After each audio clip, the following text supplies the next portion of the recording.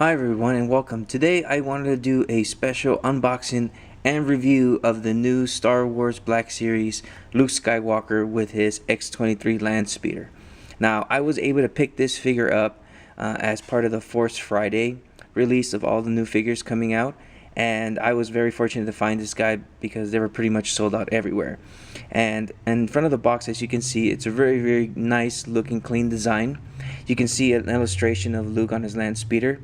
Above that, you can see that there is like a little schematic of how the Landspeeder would have been built under the specifications of when it was being built on Tatooine. You have a photo here of Luke Skywalker on his Landspeeder, and you also have another photo of the Landspeeder profile-wise with its clear stand and a clear window to show the figure that comes with it, which is Luke Skywalker with special accessories of his poncho, the rifle, and his hat with goggles. Now it also comes with a lightsaber and his binoculars, which is the same accessories he came out with the original release in the single figure of Luke Skywalker. And the new thing that's been added is a new head sculpt to this new packaging with the Landspeeder. So it's really cool. As you can see, the front looks really awesome. On the back of the packaging, you also have more illustrations of the actual Landspeeder and how it would look design-wise. You can see all the nice details that they actually have on it, as accurate as they can to the movie. And as you can see right here, you have Luke Skywalker in his original form, and then here with his poncho and goggles and rifle. And it also has this feature where you can open up the hood so you can look inside the engine area, which powers the actual Landspeeder. On the left hand side, you have a little bio on the X-23 Landspeeder and a little bio on Luke Skywalker in 3 different languages. And you see the logo up here, Star Wars the Black Series, and this is number 2 in the series of figures with their vehicles. I'm very excited to have this in my hands today because I've been waiting a very long time to see Luke's Landspeeder to come out for the 6-inch line. When the Black Series came out with their Biker Scout with its bike, I was very excited to see that they were doing vehicles for the figures, and I was really hoping that this would be one of the figures that come out, and it has. And this was also released in a San Diego Comic-Con exclusive in a special packaging where it has Luke inside the speeder displayed wise, and it's very nice. There is a slight difference between the Comic-Con version and this one, and from what I am told, the only difference is the paint apps on it. The turbine on the inside of the engine turns, which this one won't, and the fact that Luke comes with a special type of shirt. So it's more or less 3 things that are only makes any difference, but either way, I'm just glad to have this in my hands, and I'm really excited to open this up in front of you guys. So let's do this. Here we go.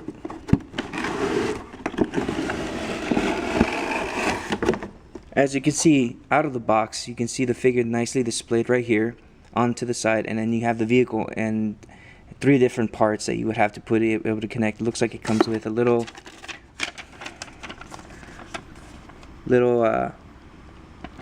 description of just basically the figure. It's number 2 in the line.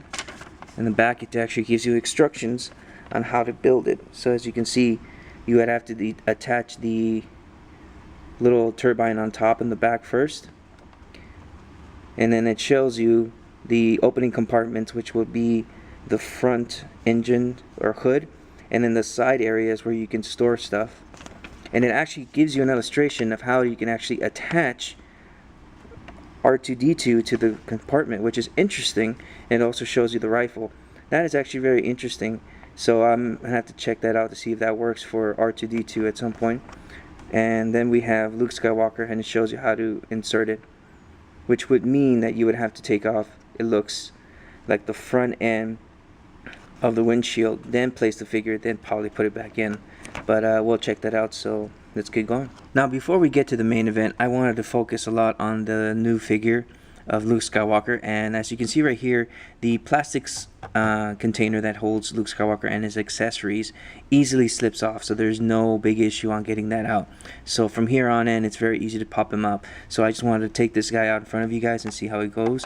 Now I also had been hearing online that there's been reports where Luke Skywalker has been coming in with 2 left hands. So this is also a way for me to find out whether or not my Luke Skywalker has both proper hands. So let's just look at him right now, the figure, and let's check it out. We have a right hand and a left hand, ladies and gentlemen. Awesome. And as you can see, this is pretty cool. Let me take this out to the side for a moment, and let's take the accessories out, if you can get in the stand. So let's get the accessories out. Oh, that fell off somewhere. We have a rifle, and then we have the lightsaber. Awesome. Luke Skywalker comes with the new accessories, which include the hat with goggles that go on top of his head, and he also comes with a rifle, a very, very long rifle, and it's not detailed too much in paint wise, but it looks like it's got a really nice sculpt to it. I mean, it's interesting in the length of it all. And he also includes again his lightsaber that detaches, and it looks to me like this lightsaber's blade is actually a little bit lighter than usual. I'm not sure, it looks very like crystal white, or I mean crystal blue, but on camera it looks a little blue, but when you look at it with your own eyes it might be a little lighter. And he comes of course with his binoculars. And the last of his accessories is poncho, and this poncho is actually it's really nicely made, and I think it's really cool. The only thing I don't like is the fact that it seems like the fabric is of polyester made, and when it's this short of a fabric, it doesn't allow itself to drape really well, so it's not looking as nicely as it could have been, but it's nice for what it is, and it's really, really nicely detailed, at least in terms of Hasbro's way of making stuff. But it's just one of those things where it seems like it's either too long and it's causing it to just stick out too much when it needs to drape down more. But it's a pretty cool accessory, and I'm really glad to have it. And here we have Luke Skywalker and the new head sculpt in its figure form, and I gotta tell you, this is a very big improvement from the previous figure that was released. There is a new paint apps on the boots, which is a little bit slightly different from the original. The shirt is the same material, but I can tell you right now, looking at the head sculpt, I really kind of do like the way it looks. It's very hard to tell whether or not it looks like Mark Hamill himself, but I really like, and I really appreciate that Hasbro is trying and keeps trying to change it more and more. Now, I've noticed a lot that a lot of their head sculpts are really spot on in terms of the make of it. It's always the paint apps that really kind of screw it up, because it's never quite on the mark. And this one's not too bad. It's just that the application of certain places just doesn't work out. And unfortunately, this one came with a smear on his nose, and I'm gonna have to get that off later on with some paint thinner. But what I do like is that the entirety of the plastic of the skin tone has been changed, so it looks more accurate to what he needs to be, whereas the past figure looked more of a very pale, see-through kind of plastic, which I'll show you when I do a comparison. But this one's much more pinker. I'm sorry if it's not coming out. I'm thinking my color correction isn't coming out that well, but this is a really nice looking figure. Another thing I wanted to mention is, what's interesting is that this head sculpt is a two-part head sculpt, where the head is actually sculpted, and then you have a top portion that's actually the hair piece, which is really nice. It's very soft and movable, so that if you can move it around, but it's very, very nice, and it's done well. And I really like the fact that they are adding lip color to the figures, because that is, I think, one of the most important things to add to a figure is the lips, because when you see a figure that's just plastic with just eyes and eyebrows, somehow it just looks more of a actual doll and toys than what it should look like, especially for a collectible item like this. And just adding that lip color is actually really, really nice. And here's a side-to-side comparison of the original Luke Skywalker farm boy figure next to the new version of him with the Landspeeder. And as you can see, obviously the head sculpts are different. The head is much bigger on this figure than it is on this one, and as I said before, the head and the hair are two pieces put together to make the entirety of the head sculpt, where this is just the entirety of the whole thing. It's just molded plastic. Whoa. So the only other difference that there is also the skin tone color, which I'm hoping you guys can tell by looking at it. This is the original skin tone color. This is the new skin tone color, and it's so much, the difference is so apparent, and it's so much more lifelike on this one than it is on this one. Yet this is still a nice looking figure. It's nothing wrong with it. It's just the ability for them to make these changes once they realize their mistakes is really, really awesome. And you can also notice along the way that I'm not sure if you can tell right here for the skin tone color. It's a huge difference. But the entirety of the plastic on the figure, from all the way from the head to the legs, is more matted on this one than it is on this one, where this one looked more plasticky and shiny. This one looks much more matted, more realistic. The color of the boots are actually a different color, and the bottom of them too, where this one is a dark brown, this one's a straight out black. I'm hoping you can see the color difference. It's kind of hard, but either way, I'm really glad to have this new figure and this one in my collection. And here's Luke with the rest of his accessories on, and it looks pretty decent and it's nice. This is the same way it looks like in the cover of the box, and it's a really nice display option, and it's great to have Hasbro give us these things along with the speeder, because if it was just a figure and the same accessories and the speeder, it would be disappointing. But because they added these accessories, it's really nice. And these, the hat and the rifle were part of a deleted scene that they never used in the movie, so it's really nice for Hasbro to throw this in there as a bonus for us. So now that we've looked at the figure, let's look at the main event, the Landspeeder. Now here's the Landspeeder out of its packaging and still disassembled, and as you can see, it consists of the main body, the little turbine that goes on top as the fin, the little clear stand that actually holds it up, making it look like it floats, and the windshield, which is in plastic to keep it from getting scratched. So it's really nice to have them like put this together, and let's put this thing together actually and see how it goes. So based on the instructions, this thing should just go in like that. It should just slide in. There we go, it's slid in, and then we can just put this underneath here. As you can see, there is a port that goes in there, and you just push that in. It's a little tight, but once it's there, it's holding on good, and there it is floating. And last but not least, let's not scratch that, and we have the windshield, which just slides on, and there we go. We have a completed and built Landspeeder. I gotta tell you guys, the painting and the sculpt detail on this is amazing. I am so thrilled that Hasbro has done this, and the way it just looks is superb for the amount that you're paying for it. It's just great. The plastic feels really good. It feels sturdy enough that it won't break. The only thing you will have to worry about is just the windshield not accidentally getting scratched, but overall it's just amazing.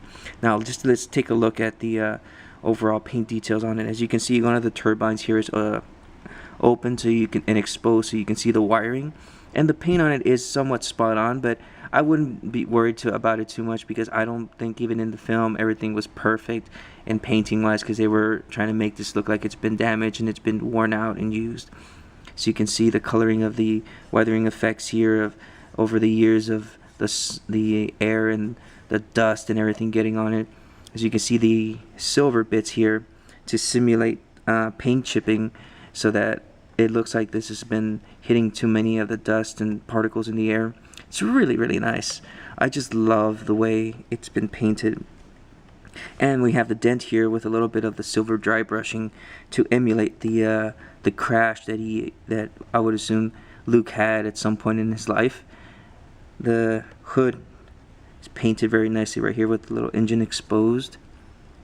You have more paint chipping, and you have the silver all over here, and it's just nice that at the front you can just see like this really dirty look all over it, as though smog, if there is any smog in Tatooine, has been covering it up everywhere. It's really nice. It's so cool. As you can see, even the back area, it's got the little silver ports. The inside, take that off. As you can see, it's got the steering wheel, and the only silver areas are painted there.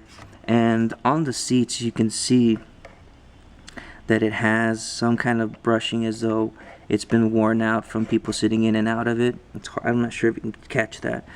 That's really cool. And then you have these compartments, the hood, which you can open right here, and you can expose the inside. You see the turbine there, and this one doesn't have the rotating turbine, which doesn't have the button to do that, but it still looks amazing. All this detail is amazing. You have some yellowing in there, some of the wiring. It's really cool. Close that up, and then you have over here the other areas that you can open, which holds any kind of accessories that Luke has, which I would assume his hat and binoculars would go. Close that. Then you have right here another one where it just shows another part of the engine. I'm assuming something to do with the exhaust or some sort of the jet ports in the back. Who knows? I'm not quite sure. And if you look right here, that port, based on what the instructions showed earlier, it shows that this is where you can port R2-D2. That is yet for me to try out, so I'll see how that goes. And on this side, you have the little clip here, which attaches the rifle that goes along the side of the Landspeeder. So I gotta tell you guys, this is really cool. Here we have Luke inside the cart, and as you can see, he fits really well, and it looks really nice. And I already placed in the rifle in here, and inside here I've placed the hat that Luke wears, and it's really nice. It's a very easy fit for him. It's really awesome. And here we have Luke with Obi-Wan in the seat. Now, it's a very tight fit for Obi-Wan, since the plastic skirt kind of doesn't allow him to sit properly, so he goes in an angle. And because of the amount of width that he has, as you can see right here, it doesn't allow for the window to go back in. Otherwise, as soon as you try to push it in, it pops it out. But other than that, I mean, it looks pretty good for what it is. And the only thing that's missing is just C-3PO sitting back here in R2-D2.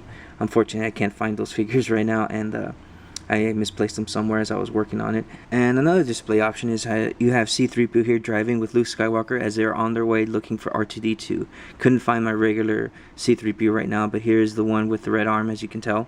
But it's really good. It looks really nice, and it's just movie accurate to the point where they're in the desert looking for R2-D2, so it's really great. Quick, hit the accelerator.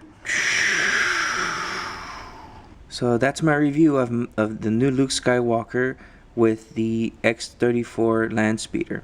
And I gotta tell you guys, this is one of those figures you want to get for your collection, and even if you have other figures, you can always mix them up. It's just a great thing. The options that they give you with this, the paint detail, everything on this Landspeeder is amazing.